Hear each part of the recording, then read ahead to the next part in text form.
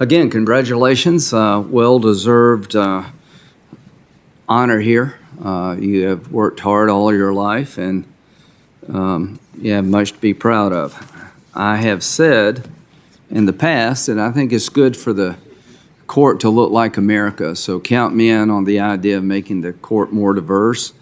And in the history of our country, we've never had an African-American woman serve on the court. But I also said that didn't get much coverage. I want the court to play a particular role in America.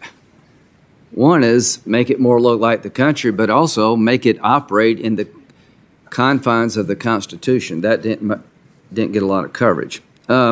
So the hearings are going to be challenging for you, informative for the public, and respectful by us. I hope we can meet those criteria. It won't be a circus. We're off to a good start. Chairman Grassley couldn't get the first word out of his mouth before they shut down the place, so that's off to a good start. Most of us couldn't go back to our offices during Kavanaugh without getting spit on. Hope that doesn't happen to y'all. I don't think it will. As to the historic nature of your appointment, I understand. But when I get lectured about this from my Democratic colleagues, I remember Janice Rogers Brown, an African-American woman, that was filibustered by the same people praising you. I remember Miguel Estrada, one of the finest people I ever met, completely wiped out. Didn't make it through the gang of 14, whatever gang I was in. I've been in so many I can't remember. He didn't make the cut. Well-lived life just completely ruined. So if you're Hispanic or African-American conservative, it's about your philosophy. Now it's going to be about the historic nature of the pick. Now it's going to be about your philosophy. The bottom line here is when it is about philosophy, when it's somebody of color on our side, it's about we're all racist if we ask hard questions. It's not going to fly with us. We're used to it by now, at least I am. So it's not going to matter a bit to any of us. We're going to ask you what we think you need to be asked. And Senator Hawley, you need to ask her about her record as a district court judge. You should. I hope you do. And we'll see what she says. Very fair game. Now, President Biden had a choice here. And he has every right to make it. Elections have consequences. He had many qualified African-American women to choose from. He chose you.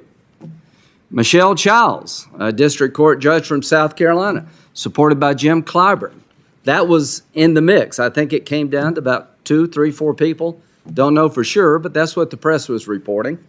And when it came to Judge Childs, this Arabella group, Senator Whitehouse, you talk about dark money, you may be onto something. This Arabella group is funded by Soros and some other liberal billionaire. They got so many groups within their group, I can't name them all now, but they basically said if you pick Childs, you may have a primary opponent. The AFL-CIO said Judge Childs was a union buster. The attacks from the left against Judge Childs was really pretty vicious, to be honest with you. So you say, Judge Jackson, you don't have any judicial philosophy per se. Well, somebody on the left believes you do. Or they wouldn't have spent the money they spent to have you in this chair. So we're going to find out how that statement holds up over time. A viewer's guide to this hearing. She will be asked about her sentencing practices as a district court judge, and she'll have a chance to explain her reasoning, and you can make up for yourself what this means, but it's good to be asked. About her legal views, I'll ask her about the law of armed conflict and her view of the law of armed conflict. The fact that you represent Gitmo detainees is not a problem with me. Everybody deserves a lawyer. You're doing the country a great service when you defend the most unpopular people. But I do want to know about your amicus briefs after you're no longer a defense counsel weighing into the Supreme Court about how they decide law of war issues. That matters a lot to me. I think it does matter that the groups that came to your aid at the expense of Judge Childs, how did that happen and why were they doing what they were doing? What is it about your nomination that the most liberal people under the umbrella of Arabella threw in their money, their time, their support, and threatened Joe Biden if he picked Judge Childs. I want to know more about that. I want to know about your judicial philosophy, because people on the left, the far extreme part of the left, believe that you were the best bet. And I want to know why they reached that conclusion. Maybe there's no explanation you can give us, but we'll talk about that. Now, when we say this is not Kavanaugh, what do we mean? It means that Democratic senators are not going to have their windows busted by groups. That's what it means. It means that no Republican senator is going to unleash on you an attack about your character when the hearing is virtually over. None of us, I hope, have been sitting on information about you as a person for weeks or months. You come into our offices and we never share it with you to allow you to give your side of the story. We wait to the very last minute when the hearing's about to be gavel concluded and say, oh, by the way, I've got this letter. And so happened that every media outlet in the country had the letter too. So the next morning there were headlines all over the country, really, accusing Judge Kavanaugh of being basically Bill Cosby. None of us are going to do that to you. And if any of us does that to you, all hell will break out, and it should. The media will be your biggest cheerleader. They're in your camp. They have every right to pick who they want to pick. There won't be this constant attack on you like Judge Kavanaugh and other conservative judicial appointments. There won't be any questioning of where you go to church, what kind of groups you're in church, how you decide to raise your kids, what you believe in, how you believe in God. Nobody's going to do that to you. And that's a good thing. So you're the beneficiary of a lot.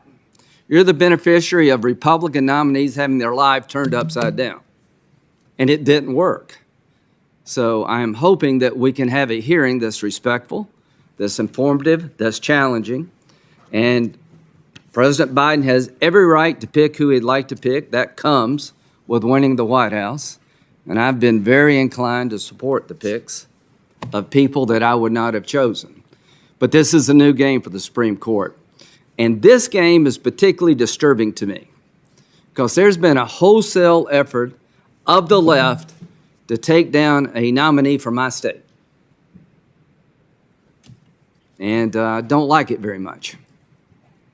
And if that's the way the game's going to be played, then I'll have a response, and I don't expect it to be reward that way of playing the game.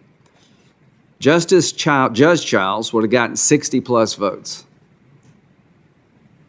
There had been people in my caucus that would have voted for her, even though we knew she would be a reliable liberal vote, because I and Senator Scott would have stepped up. Now we're facing a choice sponsored by the most radical elements of the Democratic Party when it comes to how to be a judge. They have the most radical view of what a judge should do, and you were their choice. And you'll be asked, do you support expanding the Supreme Court? I hope you can give us an answer, because it shouldn't be hard. Either you do or you don't. Justice Ginsburg said no. She thought if you just changed the number of the court every time somebody new came in power, it would ruin the court in the eyes of the public and make it a joke over time. I agree with that.